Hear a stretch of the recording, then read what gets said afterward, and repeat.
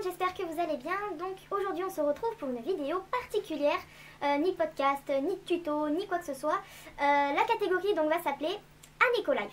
Tout simplement, ça va consister à ce que je raconte ma vie. Voilà, c'est génial, c'est super, tout le monde est content. Donc en gros je vais vous expliquer un peu ce qui peut se passer sur la suite de la chaîne, ce qui se passe dans ma vie, parce que c'est vrai que ma vie est très intéressante en ce moment. En résumé, rien, voilà, c'est génial. Bref. Vous pensez que c'est du thé ou du café? Non, non, rien de tout ça. Ma caféine, moi, c'est le coca. Représente. Bref, passons donc à la suite. Donc cette catégorie, je pense la faire, je sais pas, une fois par mois ou tous les 2 mois, si j'arrive à tenir le rythme, parce que ça va pas être facile. Hein. Déjà que je suis très en retard dans toutes mes vidéos, comme j'ai expliqué dans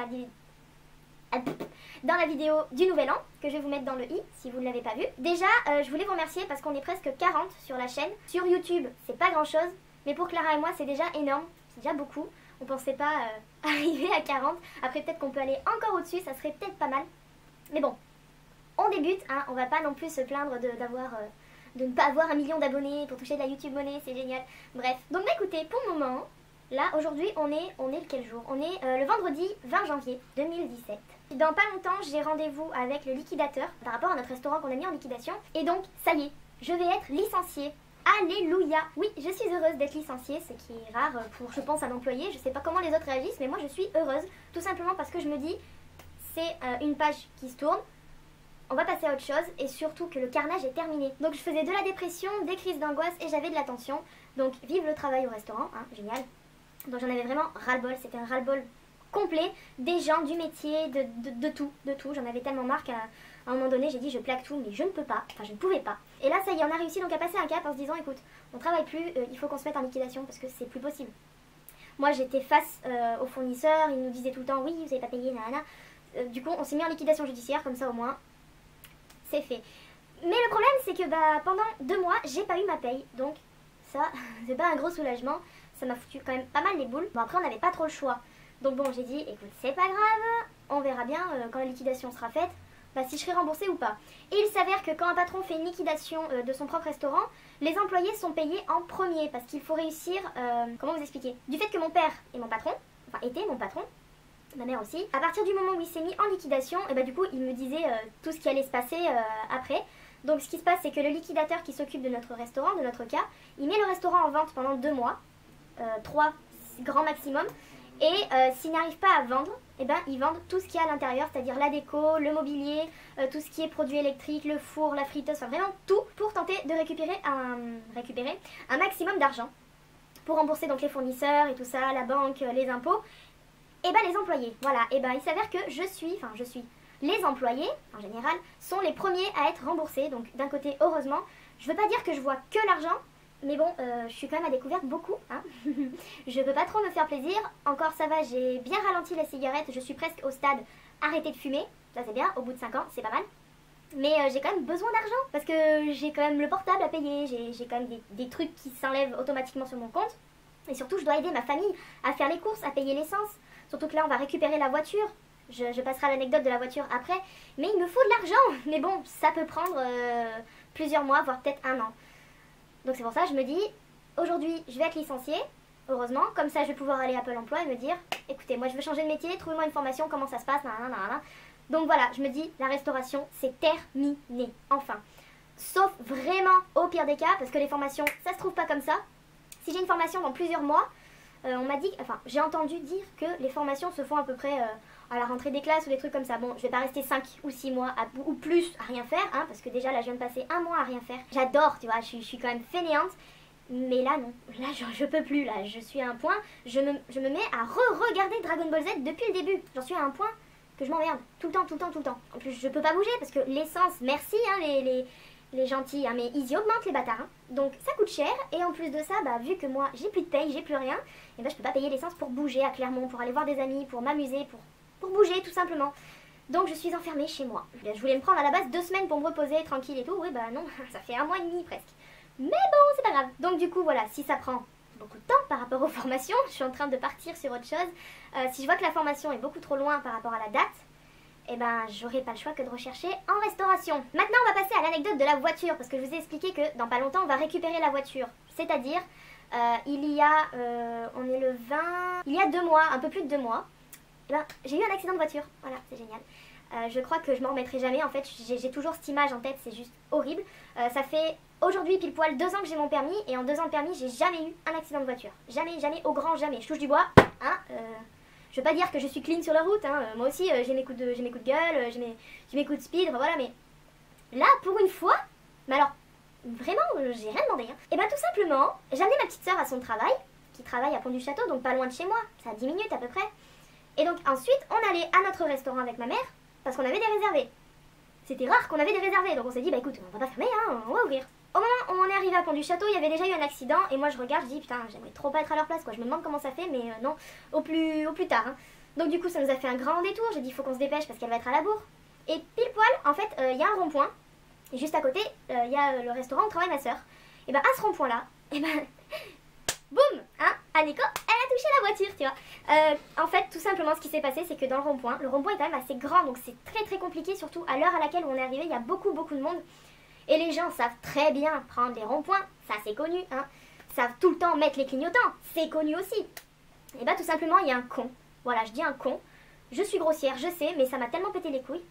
Il y a un con qui a pris le rond-point à l'extérieur, alors qu'il est complètement à gauche, donc faut te mettre à l'intérieur mon coco, mais bon, calme-toi. Qui a pris le rond-point à l'extérieur, et au moment en fait où il a mis son clignotant, c'était pour sortir donc avant nous. Donc c'est-à-dire que nous, hop, lui il arrivait, nous on partait. Donc j'avais une voiture devant moi, elle a compris comme moi qu'il allait tourner, qu'il allait sortir du rond-point. Donc elle s'est insérée sur le rond-point. Petite parenthèse, ce jour-là il pleuvait à verse, bien entendu. Elle s'est insérée dans le rond-point, mais l'autre connard qui a mis son clignotant pour sortir, eh ben non, il a continué. Donc elle, bah le réflexe, elle a pilé, c'est normal, c'est ce que j'aurais fait. Mais moi j'ai pilé trop tard, avec la pluie ça a glissé, ça a fait un putain de choc. Mais je vous jure que ça résonne encore dans ma tête là quand j'en parle, c'est juste horrible. Ça fait plus de 2 mois, mais mon premier accident a été vraiment horrible. Encore heureux, personne n'a rien eu, heureusement. Parce qu'en face de moi, la femme qui était au volant, elle avait un bébé de quelques mois et une fille de 5 ans. Alors je peux te dire que quand j'ai vu ça, je me suis sentie très mal, parce que c'était moi au volant. Hein. Ma petite soeur était donc à ma droite et ma mère était derrière. Le choc, bah, ça fait que j'ai pilé, j'ai tout lâché, on s'est tous protégé la tête, parce qu'on s'est dit si ça pète, bah, ça va tout arriver sur notre gueule. Heureusement pour nous, derrière, ça va, il était quand même assez loin, donc du coup ça fait que de boum.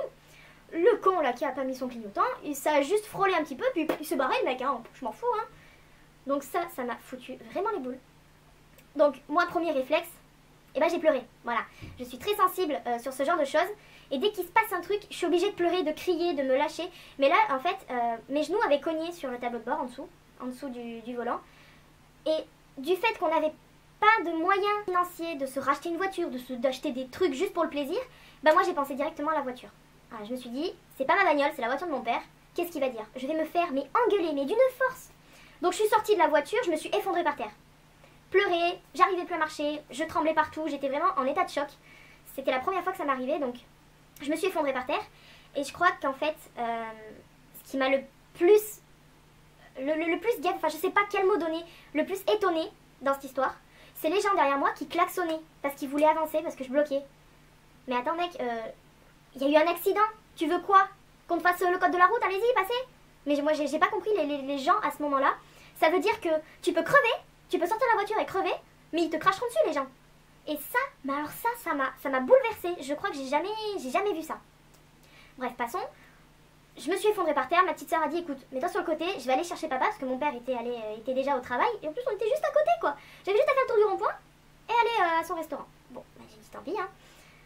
Donc, elle est allée chercher mon père. Donc, le chef de mon père, donc le chef cuistot, est venu aussi parce que c'est un ami à nous. Ils ont couru, mais comme des malades. Et quand j'ai vu mon père arriver, j'ai pleuré encore plus. Je me suis dit, putain, il va m'engueuler. Mais en fait non, il m'a pris dans ses bras, il m'a dit mais on s'en fout de la voiture. Il dit on s'en fout. Il dit t'as rien toi, maman elle a rien, Clara elle a rien, c'est bon. La voiture c'est pas grave, c'est qu'un objet. Mais le problème c'est que la voiture c'est notre élément principal pour aller au restaurant. Surtout que de chez moi à Clermont-Ferrand, à cette heure-ci, il y avait quand même plus d'1 heure de route. Donc bon, j'ai dit là, il va y avoir un gros problème. Moi j'arrivais plus à marcher, donc je me suis dit, il y a un truc, il y a quelque chose. J'ai touché, rien, il n'y avait pas de sang, rien. En plus j'ai tout le temps des pantalons, des slims. Et ben ouais, j'ai dit adieu au slim, hein, donc le chef cuistot il m'a porté, il m'a dit allez lève-toi machin. J'arrivais pas à tenir debout correctement. Donc mon père m'aidait et le chef cuistot de mon père a garé la voiture un peu plus loin. Parce que la voiture au final elle avait rien. Elle avait juste la carrosserie de devant complètement défoncée, mais c'est tout. Il n'y a rien eu d'autre. Je vais vous mettre une photo là,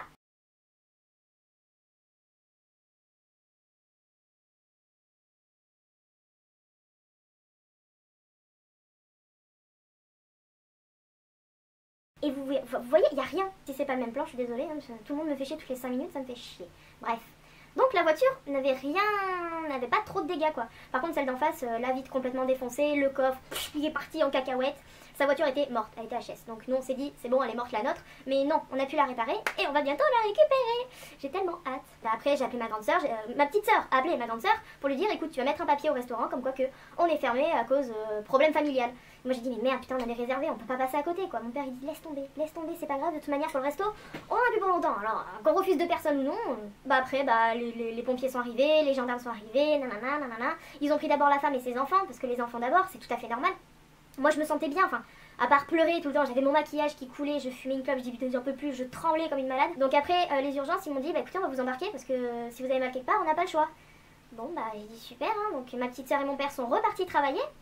Et ma mère, du coup, des amis à nous de Pont du Château sont venus la chercher pour l'amener chez eux en attendant que je sorte des urgences. Ils m'ont amenée, j'étais toute seule. Je suis jamais allée aux urgences de ma vie, je retouche du bois, hein, jamais de ma vie. Et là, je me suis retrouvée seule, sans mes parents. Je me suis dit, putain, je suis perdue, j'ai peur. Mais non, en fait, ça s'est très bien passé, heureusement. Hein. Les pompiers étaient très gentils avec moi, donc bon. Je suis arrivée aux urgences, j'ai dû attendre peut-être 3 quarts d'heure sur un brancard. On m'a dit, bah écoutez, on va vous faire des radios pour voir si vous avez rien. J'avais, alors comment ça s'appelle ? Allez, on fait comme dans Grey's Anatomy. Non, c'est vrai qu'il n'y a rien. Bon, comment ça s'appelle qu'ils m'ont dit? Un hématome en œuf de... En œuf de... Ah bah, j'ai le papier juste là. Contusion au genou droit. Je sais plus comment ça s'appelle, c'est même pas écrit. Je crois que c'est un hématome en œuf de... Je sais plus quoi. Un œuf de canard, je crois. Un truc comme ça. Donc, rien de grave. Ils se sont dit, c'est bon, vous pouvez sortir, on vous donne les radios. Ils m'ont fait un arrêt de travail de 3 jours. Et là, dans ma tête, ça fait putain, le resto, quoi. Mais moi, je pense pas à moi, en fait, je pense surtout à ce qu'il peut avoir à côté. Je dis, putain, le resto, on peut pas se permettre. Et le samedi soir, on avait un groupe de 15, enfin pour nous c'était un groupe, qui avait réservé, qui venait manger. Et là j'ai dit merde, comment on va faire? Mais comment on va faire? Dans ma tête c'était complètement le bordel quoi. J'ai dit putain mais qu'est-ce qui s'est passé? Comment on en est arrivé là quoi? Donc j'ai appelé mes amis, ils sont venus me chercher, je suis passée au restaurant de mon père et Clara, là où ils travaillent, pour leur dire que ça va, que j'ai rien de grave.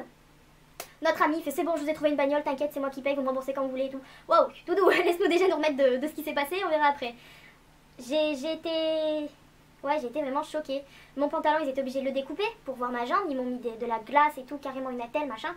Donc j'ai laissé un pantalon. J'avais un genou qui avait triplé de volume. Mais ouais, c'était la pire journée de ma vie, quoi. Mais bon, on avait trouvé une solution pour le samedi pour les clients. Bon, moi, j'ai pas... Enfin, j'y suis allée pour travailler. Mais c'est un ami à moi qui est venu nous aider, parce qu'il est aussi restaurateur. Il a une voiture, je dis s'il te plaît, viens nous aider, on a eu un accident. C'est pas possible, quoi. Et sans hésiter, il est venu. Il m'a appelé à 1h du matin. Qu'est-ce qu'il y a? Non, ça va, ça va. Mais voilà, on a quand même trouvé une solution. Et on va bientôt, du coup, récupérer la voiture. Voilà l'anecdote de l'accident. Je pense qu'on va arrêter là parce que je pense que la vidéo va être quand même assez longue. Donc voilà pour la première partie de Anne Eco-Life. Donc j'espère que ça vous a plu. Si c'est le cas, n'hésitez pas à laisser un petit pouce vers le haut, ça fera toujours plaisir. N'hésitez pas à vous abonner à la chaîne, c'est totalement gratuit. Vous pouvez nous rejoindre sur les réseaux sociaux, tous les liens seront en barre d'infos. N'oubliez pas de cliquer sur la petite cloche pour être informé de chaque sortie de nos vidéos. Et voilà, en espérant vous retrouver au plus vite pour une nouvelle vidéo, je vous fais de gros bisous, prenez soin de vous et n'oubliez pas, vive les pandas!